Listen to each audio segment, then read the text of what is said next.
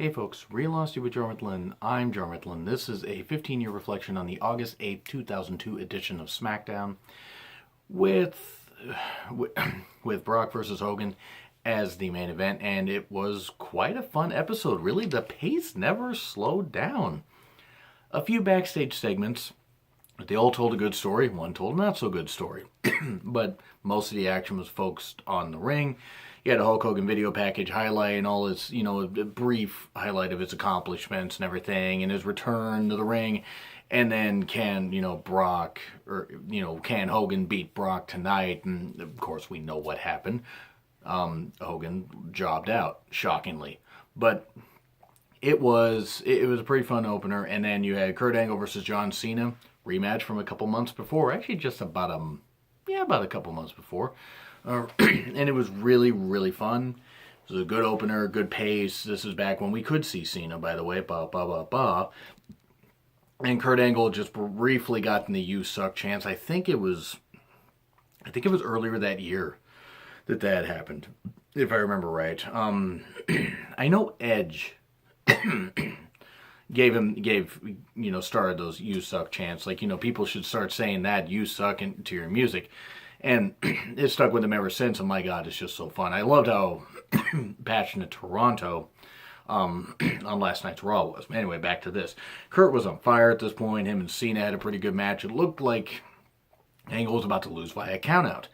And then Chris Benoit suddenly attacks John Cena. Chris Benoit and Eddie Guerrero had jumped ship from Raw to SmackDown, defected the week prior. And so then that told you a story. Then you had a litany of, people run out, hit their finishers, or hit a big move and knock somebody out, and then they get taken out. Benoit attacks Cena. Ray runs down and attacks Benoit. Eddie comes out and attacks Ray. Edge comes out and attacks Eddie. And then we end up having a 6-man tag match made later. And then you had Benoit and Angle teasing tension that they were having.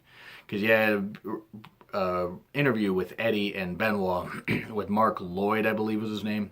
I think that was his name. I think Rock made fun of him at one point. He wasn't around the company very long, at least I don't recall. But I remember that he was interviewing them, and then Angle's talking to them, and about, pairing up and this kind of stuff. Maybe we should all teach those guys a lesson. But you had the tension between Benoit and Angle, which would lead to their unlikely tag team partnership and brief tag team title run, and then to their great, great match at Royal Rumble 2003. And it was nice because they always had such great matches. They had great matches before Benoit got injured. And some great matches after that. And so it was a nice little story. And then you had 2 quick matches, Devon with Deacon Batista, or just Batista at this point, versus Mark Henry. And the week prior, Devon and Batista had attacked Rikishi. That comes into play a little later. It was quick, and Mark Henry beat Devon. And then Rikishi comes out and saves Mark Henry. And Rikishi says to Devon, don't hold Batista back. Let him go. Let him go. And then Batista gets in the ring, dominating the match. Rikishi got some moves in. And then Batista holds Rikishi for Devon to punch him. And Devon ends up hitting Batista when Rikishi ducks. And Rikishi gets the win after a super kick. Or a big thrust kick or something like that. But anyway, he wins, and then Batista's upset. Seems like tension's gonna, finally split them apart. This very recent partnership, and that was fun. That was a nice little storytelling, nice little dual match thing. I mean, they were basically quick squashes with a few moves, with about 10 minutes of moves packed into about 3-4 minutes. But still, it was fun. Then you had Brock and Hogan with a short confrontation. Hogan saying, "If I were you, Brock, if I'm so confident, I would put my title shot on the line." and Brock's like, "Okay, yeah, let's do this." Talking's never been Brock's strong suit. That's why Heyman was given to Brock. And then Heyman yelling at Brock, "Have you lost your mind? That's Hulk Hogan. He always comes over the odds, overcomes the odds. That's what he does. He's Hulk Hogan. What's wrong, Paul? You're losing confidence in me." Emphasis on words was never Brock's strong suit, but again, that's why Heyman was there. But it was nice little storytelling for later in the match, or later in the night. And then Billy and Chuck with Rico versus the Hurricane and Shannon Moore. Shannon Moore making his SmackDown debut. Weird to see these guys teaming up. I mean, I know that they were friends of the Hardys, and I think still are. and they all kind of came up in the business together. But it was weird because I don't think this partnership lasted very long. Hurricane and Shannon Moore were like teaming up for a little bit, and that was it. Billy and Chuck, this is one of the last tag matches they would end up actually having with Rico as their manager. Because a month later, on the September 12, 2002 edition, Rico would double cross him in that great commitment ceremony thing with Bischoff as the pastor or the preacher. It was great. And I will do a 15-year reflection on that one, because honestly, that whole commitment ceremony thing with Bischoff revealing himself as the pastor and then, ripping off the makeup and everything, old man makeup, which at 21 years old, I'm amazed that shocked me. I mean, looking back, I shouldn't have been shocked, but it still gets me every time because it was such fun television. It just really was. But anyway, I'll talk about that another time. But Billy and Chuck actually lost. They got a little overconfident with Hurricane and Shannon Moore. And Shannon Moore managed to roll up Chuck after Billy missed a move off top rope. 1, 2, 3. And then, some dissension started happening between Billy and Chuck. If I'm right, after, I think, Unforgiven 2002, when they faced 3-Minute Warning, and I think they faced them there. That was it. I don't think they teamed up much more after that. I don't remember if somebody got fired or injured or whatever. But anyway, I don't think anybody got fired. I think somebody got injured. But anyway, it was a fun little tag team match. It wasn't great, but it wasn't bad. And you had the 6-man tag match. It was made earlier from all the attacks and everything that happened in the opening Angle versus Cena match. Cena, Edge, and Ray versus Kurt, Benoit, and Eddie. This was fun. This was a really fun tag match. Good psychology, good targeting John Cena, who was more the rookie.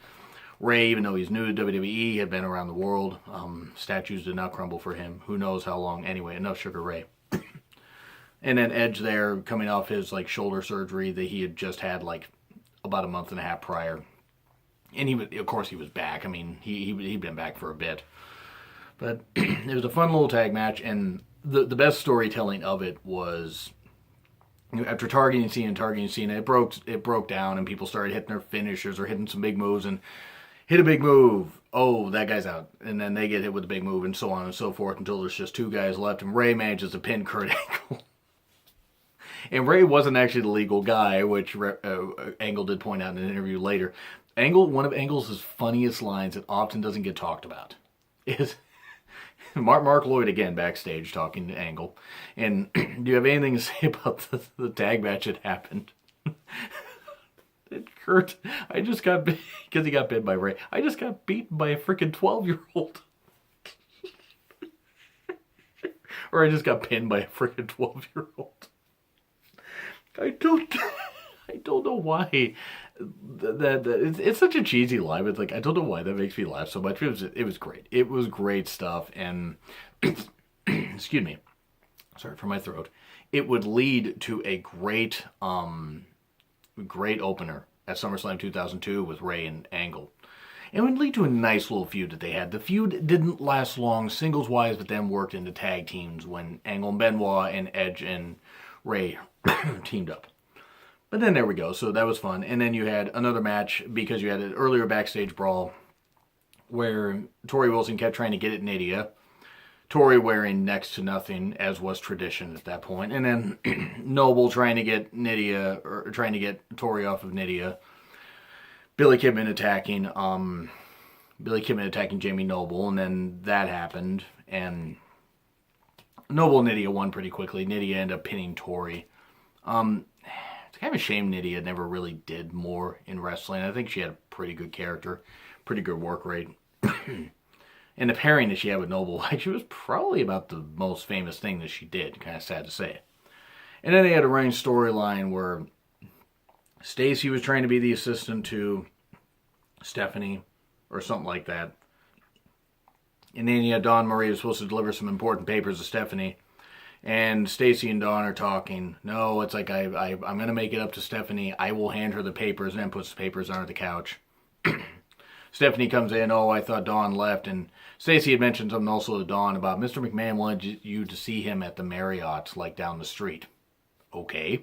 Why would Vince be staying at that hotel? Actually, Marriott is pretty expensive. I guess I wouldn't be too shocked. But anyway, they had that, and then it was kind of a mess. But then you had Bischoff coming from behind the wall near a potted plant. A little bit of subtlety, considering he referred to himself as a potted plant as far as a C-Squad announcer back in WCW when he was first hired. And Bischoff looked at the papers that Stacey handed to him. It's like, oh, this is gonna... I don't know what the papers were. I don't remember what the papers were. Then you had Brock versus Hogan. It was decent. It was fun. It was... Hogan taught Brock a lot, like how to kick out of shit for no damn reason and not really sell that much. It was obvious who was going over here, and Brock was going to have to go over. Funniest part of this match, though, Brock hits an F5, then gets a bear hug on Hogan. Now, blood capsules and that kind of stuff have existed in wrestling for a number of years. Or putting something full of blood in your mouth, you know, a container, like a little, you know, something, whatever, piece of a glove or something. And then chewing on it, and then, you know, the blood comes out. So it looks like you're bleeding internally. Well, Hogan did it with a blood capsule. Unfortunately, you could see as the instant Brock locks the bear hug on him. Hogan doesn't even have his head down. So he'd be doing that. Doesn't even have his head down, so it's not so obvious. He's doing it, it's like, oh my god, that's like, that just... it made it funny and also ruined the whole like thing for me where I'm just like, it's like, oh my god. I mean, we know it's a work. We know wrestling's a work, but it's just even back then, I mean, obviously I knew it was a work. I mean, I was only 20. I mean, I was still 21. It's not like I was, you know, like say under the age of 10 and didn't know it was a work. I think I started knowing it was a work around age 7.